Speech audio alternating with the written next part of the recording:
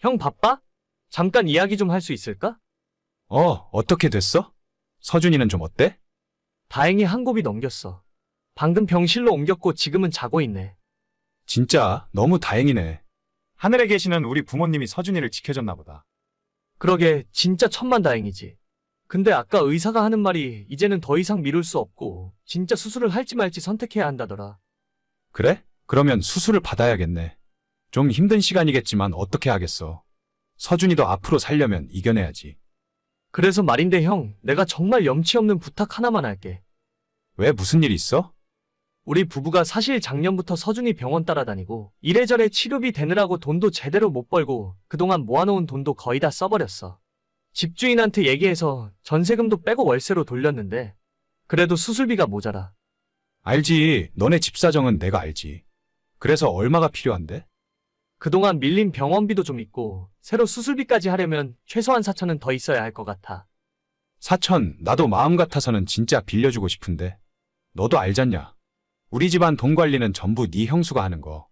얼마 전에 내가 갖고 있던 비상금까지 다 털어서 줬는데 그렇게 큰 돈은 당장 마련하긴 힘들 것 같다. 알지. 내가 형 비상금 통장까지 받아놓고 한 푼 갚지도 못했는데 이런 말까지 하는 내가 염치 없고 형 얼굴 보기가 민망하다. 그런 건 신경 쓰지 마. 돌려받자고 빌려준 건 아니니까. 나도 정말 마음 같아서는 서준이를 위해서 필요한 돈은 싹 다 빌려주고 싶어. 하지만 나도 가정이 있고 우리 애엄마 눈치를 안 볼 수가 없다. 너도 알지? 내가 비상금 통장 너한테 준 거 작년에 들켜서 집에서 쫓겨날 뻔한 거. 미안해. 사실 나도 염치가 있지. 어떻게 형한테 또 돈 빌려달라고 하겠어? 그래서 오늘은 돈 빌려달라고 연락한 건 아니고 나한테 보증 좀 서주면 안 될까? 여기저기 물어보니까 신용금고에서 대출을 받을 수 있을 것 같은데 내가 무슨 일이 있어도 이번 일만 끝나면 이 돈을 제일 먼저 갚을게. 회사 끝나면 대리운전을 하건 배달을 하는 한이 있어도 무조건 벌어서 갚을 거야. 이번 수술만 잘 끝나면 우리 서준이도 퇴원하고 다시 학교 다닐 수 있다고 하니까 나 절대 애 아빠로서 후회할 짓 하고 싶지 않아. 보증? 내가 보증서 주면 수술비를 대출받을 수 있는 거야? 응, 그렇다 하더라고. 형, 제발 부탁 좀 할게. 그래, 알겠어. 그런데 네 형수한테는 제발 이야기하지 마라. 또 무슨 말을 들을지 몰라, 알겠지? 형, 진짜 너무너무 고마워. 고맙기는. 나한테도 서준이는 소중한 조카인데 마음 같아서는 직접 도와주고 싶은데 이렇게밖에 못해줘서 미안하다. 너도 밥 잘 챙겨 먹어. 너까지 아프면 큰일 난다. 고마워 정말. 내가 이 은혜 평생 안 잊을게. 정말 지금 와서는 기억하기도 싫은 일이지만 몇 년 전 하나뿐인 우리 아들이 너무 아파서 큰 수술을 받아야만 했던 적이 있었어요. 1년 넘는 투병 기간을 거치면서 약값과 병원비로 우리 부부가 모아놓은 돈을 전부 다 써버렸고 수술을 결정한 상황에서는 이미 가지고 있던 돈이 없었죠. 당시에 맞벌이를 하고 있었지만 번갈아가며 아이 병원을 따라다니느라 제대로 일을 하지 못했었고 결국 아내가 직장을 그만두고 아이 병수발과 뒷바라지를 전담하게 되었습니다. 멀쩡했던 가정이 무너지는 건 한순간이더라고요. 그래도 가능성이 있는 아이를 포기할 수 없어서 모든 걸 다 해주려고 했었고 정말 지푸라기라도 잡는 심정으로 친형에게 보증을 부탁했습니다.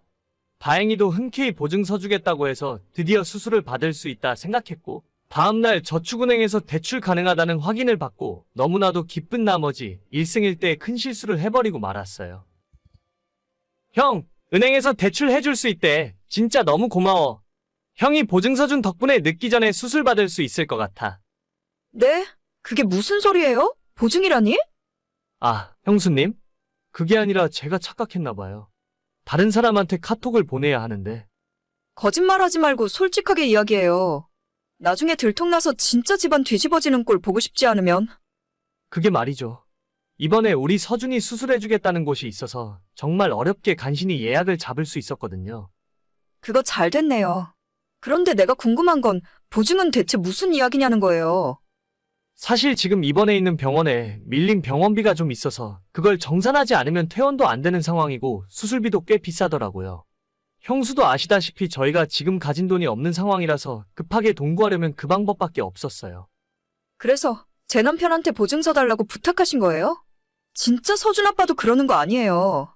우리라고 여유가 있는 것도 아닌데 저번에 가져간 500만 원도 한 푼 안 갚으시고서 어떻게 또 보증을 서달라고 하실 수가 있으세요?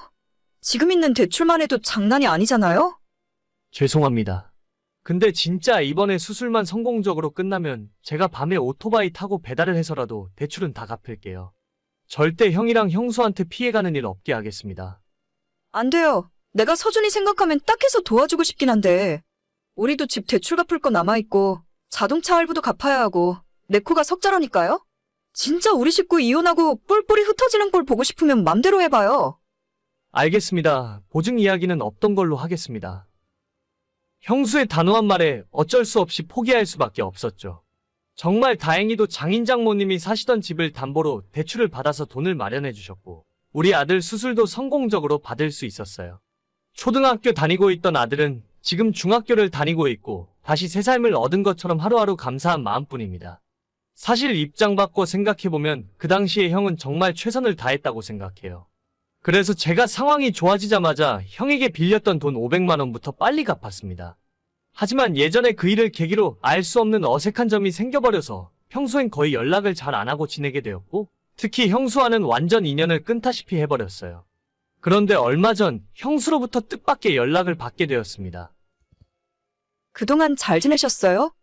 아, 네. 저는 잘 지내고 있죠. 형수님은 별일 없으셨어요? 말도 마세요. 저희는 전혀 안녕 못하네요. 갑자기 무슨 일 있으세요?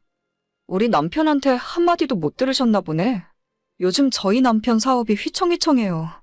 코로나 전까지만 해도 장사가 잘 됐었는데 그때 이후로 손님도 줄고 요즘은 대출로 겨우겨우 버티긴 하는데 이러다가 집까지 압류해 넘어가게 생겼다니까요. 어떻게든 이번 큰 고비만 넘어가면 다시 잘 될 수 있을 것 같은데. 아, 네. 잘 해결되길 바랄게요. 서방님, 지금 하신 말씀 진심이세요? 네? 저희가 잘 되길 바란다는 말이 진심이냐고요. 네, 물론이죠. 잘 되셨으면 좋겠네요. 그러면 저희 부탁 하나만 들어주세요. 무슨 부탁이요? 우리 진짜 더 이상 대출받을 곳이 없어서 그러는데 이번에 보증 한 번만 눈 감고 서주시면 안 될까요? 3천만 원 대출받아서 시설 투자도 좀 하고 마케팅도 새로 해보려고요. 보증이요? 저한테요? 네, 금방 해결할 수 있으니까 걱정은 안 하셔도 돼요. 아니, 형수 진짜 너무하시네요. 거의 2년 만에 연락하시더니 우리 서준이 안부 한번 묻지도 않고 저한테 보증을 서달라고요? 예전에 저한테 어떻게 대하셨는지 기억이 안 나시나 봐요? 서준이 수술받고 건강해졌다는 말은 귀가 닳도록 들었어요. 어차피 그때는 우리 상황이 안 좋아서 어쩔 수 없었던 건데 지난 일은 지난 일이고 가족끼리 너무 서운해하지 말아요. 죄송한 말씀이지만 저도 형수 덕분에 가려야 하는 사람이 누군지 확실하게 알게 됐어요.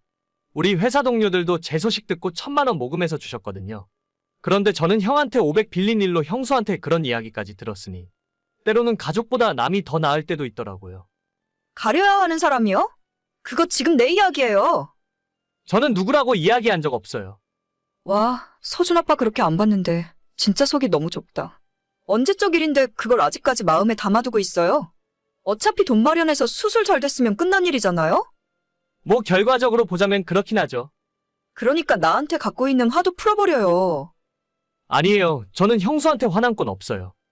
화 안 났으면 보증 좀 서주세요. 어차피 우리가 벌어서 다 갚을 건데 어려운 일 아니잖아요? 죄송해요. 보증은 진짜 힘들 것 같네요. 형한테 빌렸던 500만 원도 이자 쳐서 다 갚았으니까. 앞으로 돈 이야기로 저한테 연락하시는 일 없었으면 좋겠어요. 서준 아빠, 그러지 말고요. 한 번만 다시 생각해줘요.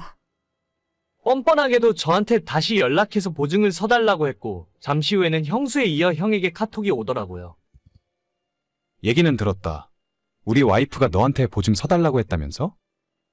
형한테는 미안한데 보증은 못 서겠다고 했어. 그래, 당연하지. 내가 너한테 정말 면목이 없다.